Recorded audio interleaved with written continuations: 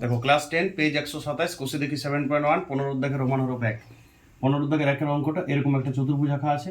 এই কোণটা 40 ডিগ্রি দিয়ে আছে, এই কোণটা 120 ডিগ্রি, এটা ওয়াই ডিগ্রি, এটা এক্স ডিগ্রি। পেজ 127 হলো ক্লাস 10 এর বই। জ্যামিতিক প্রশ্নগুলো, জ্যামিতিক ম্যাথমেটিক্সটা খুব ইম্পর্টেন্ট। এরকম এদিকে রাফ করবে, এটা পরীক্ষাতেও এরকম 2 নম্বর অঙ্ক পড়বে, এটা রাফ, এটা উত্তর লিখবে। জাস্ট ছবিটা দেখিয়ে উত্তর দেখা যায় ডাইরেক্ট, বেশি কিছু লেখার কিছু দরকার হয় না।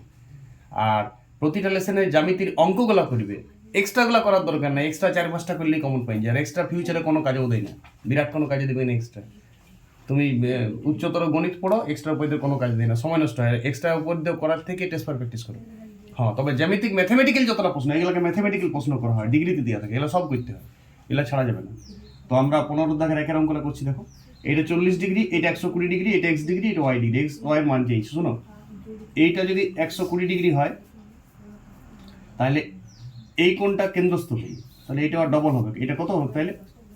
240। বোঝার চেষ্টা করে এদিকের কোণটা। আরে এটা যদি বৃত্তস্থ হয় তাহলে এটা কেন্দ্রস্থ হচ্ছে না, এটা 240। তাহলে 240 হলে তুমি এই কোণটা ঝট করে পেয়ে যাবে। 240, 360 থেকে 240 বাদ দিয়ে দাও, তাহলে 360 বিযুক্ত 240টা হচ্ছে এক্স এর মান। 0, 2, 120 ডিগ্রি। তাহলে এক্স এর মানটা কত হচ্ছে? 120 ডিগ্রি।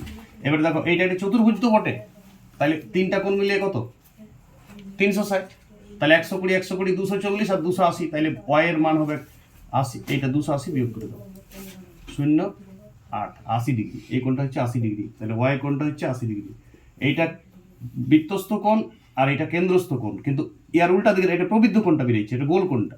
তাহলে এক্স ডিগ্রিটা হচ্ছে এইটা 120 ডিগ্রি, এইটা 240, তাহলে এটা 120 হচ্ছে। মাথায় ঢুকছে কিছু? আর এইটা হবে কত? চতুর্ভুজের 4টা কোণের সমষ্টি থেকে এটা 3টা কোণকে বিয়োগ দিয়ে দাও, এক্স কোণ তো জানা হয়ে গেল। বাস 80 ডিগ্রি, 120 ডিগ্রি। অঙ্ক শেষ, ঘটনা শেষ, বাস।